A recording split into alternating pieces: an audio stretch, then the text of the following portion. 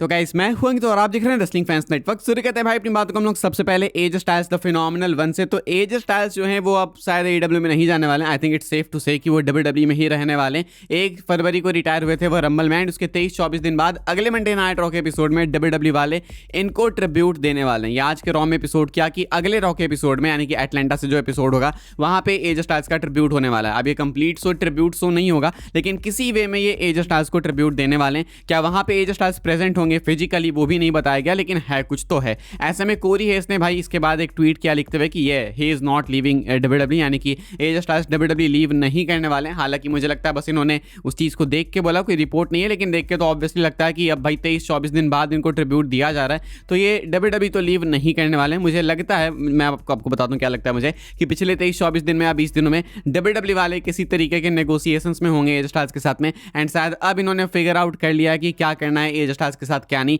तो इसीलिए अब क्योंकि फिगर आउट हो चुका है तो ये ट्रिब्यूट देने वाले हैं। शायद ये लोग ऐसा पहले ट्रिब्यूट दे के नहीं करना चाहते थे कि कहीं हमने ट्रिब्यूट कर दिया, बाद में नेगोशिएशन सही हुई नहीं एंड उसके बाद एडब्ल्यू में चले गए, तो इसीलिए शायद ये ट्रिब्यूट ऑन होल्ड था। लेकिन ये ट्रिब्यूट काफ़ी मिस्टीरियस भी है, क्योंकि तुम देखो अगर ट्रिब्यूट इतने दिनों बाद हो रहा है एंड एज स्टाइल्स अगर प्रेजेंट होते हैं या नहीं भी होते हैं, तो हो सकता है कि डब्ल्यूडब्ल्यू वाले एज स्टाइल्स को भी रिटायर्ड कंसीडर नहीं कर रहे हैं। हो सकता है कि एज स्टाइल्स रिटायर होने के 23-24 दिन बाद ही वापस आ जाएं। आई मीन अच्छा इंप्रेशन नहीं होगा ये, आपने इतना हाइप किया कि रिटायर हो गए एज स्टाइल्स ये वो, लेकिन फिर भी एज स्टाइल्स ने स्टेफनी के पॉडकास्ट पे बोला था नेवर से नेवर। उन्होंने ग्लव्स भी नहीं उतारे थे, इनफैक्ट उतार के पहन लिए, तो उल्टा तो एक साइन है कि नहीं मैं नहीं होऊंगा रिटायर, मैं होने को मजबूर हुआ लेकिन मैं नहीं होऊंगा।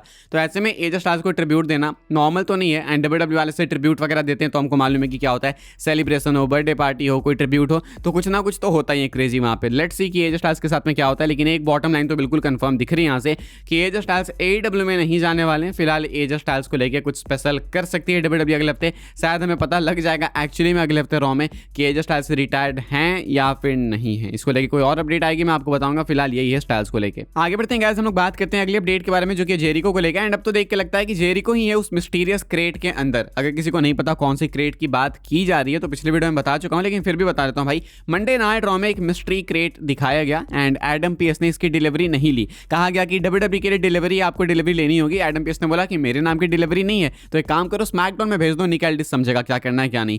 कहा गया है इस क्रेट पे साफ साफ लिखा गया है कि ये क्रेट जो है डब्ल्यूडब्ल्यू को डिलीवर कर दो, लेकिन इसको ओपन मत करना एलिमिनेशन चेंबर से पहले। इसको सीधा ओपन करना 28 फरवरी यानी कि इंडिया के अकॉर्डिंग 1 मार्च को चेंबर के दिन ही। तो 1 मार्च को अनबॉक्सिंग हो गया एंड हमें एलिमिनेशन चेंबर में पता लगेगा कि आखिर ये मिस्ट्री क्रेट है क्या, कौन है इसके अंदर। ऐसे में जेरिको क्यों हो सकते हैं, बहुत सारे हिंट्स हैं। पहला कि भाई ये ब्रेक द वॉल्स डाउन वाला जो सिस्टम है ये अनबॉक्सिंग टाइप का, ये जेरिको का ही है, उनका लिटरली थीम है ब्रेक द वॉल्स डाउन। लेकिन इससे ज्यादा इंटरेस्टिंग फैक्ट मैं आपको बताता हूं कि जिस दिन एलिमिनेशन चेंबर है उसी दिन क्रिस जेरिको ने अपना डब्ल्यूडब्ल्यू में डेब्यू लिया था, यानी कि ठीक 9700 दिन होंगे क्रिस जेरिको के डब्ल्यूडब्ल्यू डेब्यू के एलिमिनेशन चेंबर 2026 में। ऑल्सो कहा गया कि शिकागो ही वो सिटी थी जहां पे जेरिको ने अपना डब्ल्यूडब्ल्यू डेब्यू किया था। तो अब तो देखो हिंट्स बहुत सारे हैं, लाइक एग्जैक्टली वही सिटी, एग्जैक्टली वही डेट एंड 9700 दिन कंप्लीट होने वाले हैं भाई। तो ये नंबर भी थोड़ा इंटरेस्टिंग सा है एंड उसी दिन ये अनबॉक्सिंग भी होने वाली है। ऑल्सो एक किसी बंदे ने कमेंट किया था अपनी वीडियो पे, किसी भाई ने कमेंट किया था, मुझे अच्छा लगा तो मैं शेयर करता हूँ भाई।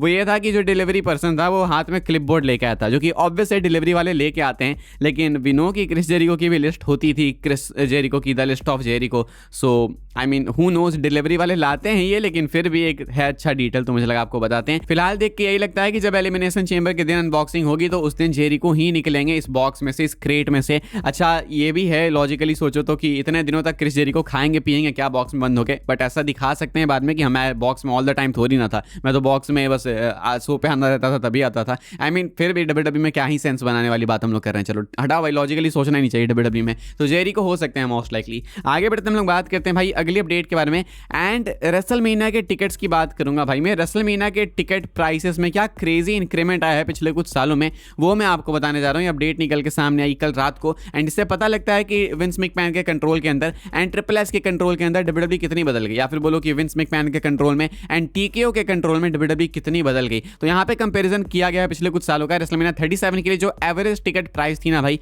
वो $170 की थी। रेसलमेनिया 38 का तुम देखो तो 135, रेसलमेनिया 39 का 169 एंड बस यहीं पे विंस मैकमैन आखिरी टाइम कंट्रोल में थे। इसके बाद विंस कंप्लीटली वाइप ऑफ हो गए थे एंड रेसलमेनिया 40 में ये एवरेज प्राइसिंग सीधा 169 से उठ के 341 चली गई एंड रेसलमेनिया 41 में डबल हो गई, 341 से सीधा 635 हो गई। एंड अभी हम सबको पता है है कि मेनिया 42 के लिए भी टिकट्स कुछ बहुत सस्ते नहीं है, तो ये एवरेज प्राइसिंग है, ऐसा नहीं कि मिनिमम टिकट्स इतने महंगे, ये एवरेज है, महंगे एंड सस्ते वाले सब मिला के इसका एवरेज निकाला गया। तो फिलहाल एवरेज टिकट प्राइस है $635, इंडियन रुपीज में तुम कन्वर्ट करोगे तो ये तुम इंडियन रुपीज में कुछ मान के चलो कि 55,000, 60,000 या 50,000 के आसपास का अमाउंट होगा। विंस मैकमैन के भी टाइम पे डेफिनेटली प्राइस इंक्रीज हो रहे थे हर साल, लेकिन तुम देखो ना कि 170 से फिर अगले साल कम हो गया था, 135 हो गया, उसके बाद 169 हुआ, तो ये इकोनॉमी के हिसाब से हो रहा था। लेकिन अब 169 से इन्होंने 200 भी नहीं किया, सीधा 341, उसके बाद सीधा 635, तो ये है कंडीशन भाई। फिलहाल रेसलमेनिया 41 को लेकर एक और अपडेट है, कहा गया पोस्ट रेसलिंग की अपडेट की WWE broke all existing pro wrestling gate records with WrestleMania 41 in Las Vegas drawing over $66 million